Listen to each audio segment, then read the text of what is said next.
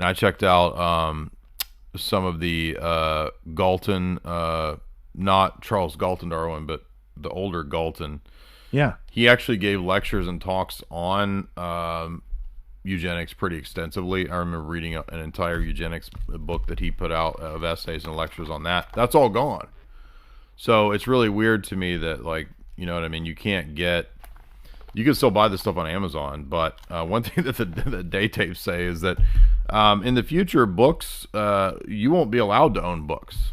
And I was like, that's straight up Fahrenheit 451. But, you know, this is something you talked about, Richard, way back in the day, probably 2008, 9. I mean, Yeah. it was that you were talking about, you know, Kindle Kindle. is the burning of books. I mean, now we're seeing the universities being purged. Now we're seeing bookstores going away. You go to towns, they don't have bookstores anymore. There are very few of these. When you go into bookstores, it's not books. I'm talking about like the big corporate stores. It's toys, manga, Funko Pops, all this kind of garbage.